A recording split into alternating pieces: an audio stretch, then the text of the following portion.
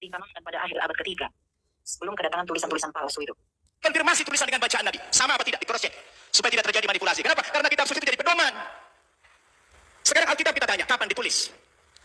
Lalu siapa tokoh yang menerima Alkitab? Alkitab ditulis bukan pada zaman Nabi Isa masih hidup, tapi sudah sekian puluh tahun, bahkan sekian ratus tahun. Yesus sudah tidak ada di dunia ini, baru ada pembukuan Alkitab. Terus bagaimana seorang penulis akan mengkonfirmasi kepada yang menerima wahyu itu? Maka kemungkinan terjadi manipulasi sangat mungkin. Sebab yang namanya wahyu itu haruslah dari Tuhan, tidak boleh dari rekayasa atau karangan manusia, betul tidak? Dua itu kriteria, dan Alkitab gugur menurut saya di situ. Pak Ustadz bicaranya asal-asalan deh. Tahu tidak, kitab suci Bapak itu ditulis oleh siapa, Bapak? Bapak tahu atau tidak? Jangan terjadi unsur manipulasi juga oleh si penulis kitab suci punya Bapak. Kemudian hari dari awal sampai akhirnya dengan tulisan yang teratur dan dijaga kesempurnaannya. Saya tanya pada Anda, apakah di zaman Nabi Muhammad saat Al-Quran ini akan menjadi kitab yang dituliskan di kemudian hari dari awal sampai akhirnya dengan tulisan yang teratur dan dijaga kesempurnaannya? Saya tanya pada Anda, apakah di zaman Nabi Muhammad saat Al-Quran diturunkan sudah ada mushaf yang tertulis berbentuk kitab? Belum. Kalau tulisan, maaf ya, di batu-batu, di tulang-tulang yang kering, di batang-batang pohon, ada. Tapi tidak bisa disebut kitab. Karena kitab itu kalau sudah disusun, di antara dua jilid, di dalamnya cuma isinya Al-Quran. Tulisannya disebut dengan mushaf, susunannya disebut dengan kitab. Jadi begitu antum bolak-balik baca, analisis, pegang, itu kitab namanya. Sekarang saya tanya pada Anda, saat Al-Quran diturunkan, mengatakan dari kalau kitabu, kitabnya ada belum? Belum. Tapi perhatikan, mukjizat yang turun pada Nabi Muhammad. Kalau bukan firman Allah, mustahil terjadi demikian. Apa yang terjadi? Begitu Nabi wafat di zaman sahabat Abu Bakar As-Siddiq radhiyallahu ta'ala anhu, Umar bin Khattab mengusulkan kepada Abu Bakar As-Siddiq, "Ya Khalifah, Islam telah meluas, banyak orang belajar Al-Quran, tapi juga tidak sedikit yang kemudian bisa hafal Al-Quran. Ini kalau banyak berkurang para penghafalnya, tidak akan terjaga sempurna Al-Qurannya." Diambil oleh Umar yang jenius itu. Ada isyarat dalam Al-Quran, ada berita Alkitab, berarti ada peluang untuk menuliskannya. Diusulkan, "Ya Khalifah, bagaimana kalau dibentuk tim yang hafal Quran itu, dibuat tim ad hoc beberapa orang saja, kemudian dirumuskan, dituliskan mushaf dalam bentuk kitab yang tertulis."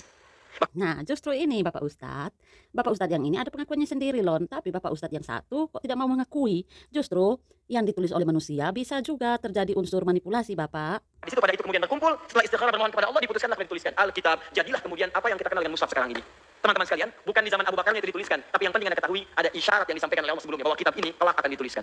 Ini menunjukkan ketika jadi tulisan jadi mushaf, ini menunjukkan bahwa itulah di antara mukjizat Nabi Muhammad SAW, kebenaran isi Al-Quran. Diturunkan dalam bentuk bacaan, diberikan isyarat akan jadi tulisan dan terjadi di kemudian hari. Kalau bukan ini mukjizat, maka mustahil ini akan terjadi bentuk tulisan yang disebut dengan mushaf itu. Tapi apa bedanya dengan kitab-kitab lain? Awas, hati-hati. Hati-hati, ini yang paling penting. Apa bedanya dengan kitab lain? Ketika dinamakan dengan kitab. Kenapa disebut dengan kitab? Salah satu maknanya Allah menjamin akan menjaga kitab ini, baik bacaannya ataupun tulisannya dari awal sampai akhirnya. Karena itu Anda tidak akan pernah temukan dalam isi mushaf Al-Quran. Jangan hanya ngomong doang, Bapak. Buktikan kalau memang kitab sucinya itu diilhamkan Allah. Semua orang kan bisa bicara. Nah, kalau Bapak Ustadz lihat di dalam Alkitab, itu ada loh bukti Alkitab sendiri. Alkitab itu firman Allah, diilhamkan. Alkitab itu adalah firman Allah. Segala tulisan adalah ilham Allah. Itu bukti Alkitab loh. Ada tidak buktinya dalam kitab suci Bapak? Bukti-bukti pengilhaman. Karena semua orang kan bisa bicara. Ketimpangan atau kesalahan dalam tulisan sekalipun hanya titik saja. Kalau diketahui salah, pasti akan ketahuan. Demi Allah saya katakan, tidak akan ada mushaf yang salah yang akan kekal abadi sampai salah di kemudian hari. Tidak. Bukan hanya kitab Bapak saja ya, tetapi Alkitab itu diilhamkan Allah. Ada buktinya loh, Pak. Bapak bisa baca dalam 2 Timotius 3 ayat 16. Kemudian Bapak juga bisa baca dalam 2 Petrus 1 ayat 21.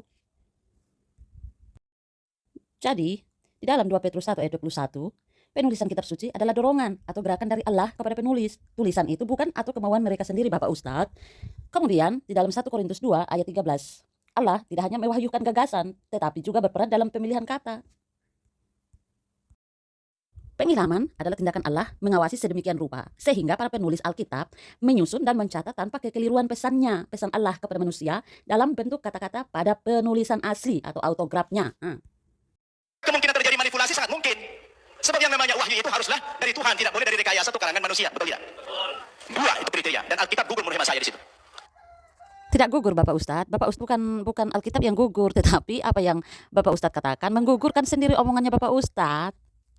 Ada tidak Bapak Ustadz bukti pengilhaman di dalam bukunya Bapak Ustadz? Ada tidak? Bapak Ustadz sudah dengarkan apa yang dikatakan oleh Bapak Ustadz yang satu? Kalau memang ditulis manusia, katakan sejujurnya, tidak usahlah disembunyikan. Ngomong saja kalau memang ditulis oleh manusia. Pertanyaan saya, apakah tulisan-tulisan mereka itu diilhamkan Allah? Silakan dijawab Bapak Ustadz. Kemungkinan terjadi manipulasi sangat mungkin. Sebab yang namanya wahyu itu haruslah dari Tuhan, tidak boleh dari rekayasa atau karangan manusia, betul tidak? Dua itu kriteria, dan Alkitab gugur menurut saya di situ. Kan mengatakan dari kalau kitabnya ada belum? Belum. Tapi perhatikan mukjizat yang turun pada Nabi Muhammad. Kalau bukan firman Allah, mustahil terjadi demikian. Apa yang terjadi? Begitu Nabi wafat di zaman sahabat Abu Bakar As-Siddiq radhiyallahu ta'ala anhu, Umar bin Khattab mengusulkan kepada Abu Bakar As-Siddiq, "Ya Khalifah, Islam telah meluas, banyak orang belajar Al-Quran, tapi juga tidak sedikit yang kemudian bisa hafal Al-Quran. Ini kalau banyak berkurang para penghafalnya, tidak akan terjaga sempurna Al-Qurannya." Diambil oleh Umar yang jenius itu. Ada isyarat dalam Al-Quran, ada berita Alkitab, berarti ada peluang untuk menuliskannya. Diusulkan ialah khalifah. Bagaimana kalau dibentuk tim yang hafal Quran itu? Dibuat tim ad hoc, beberapa orang saja, kemudian dirumuskan, dituliskan mushaf dalam bentuk kitab yang tertulis.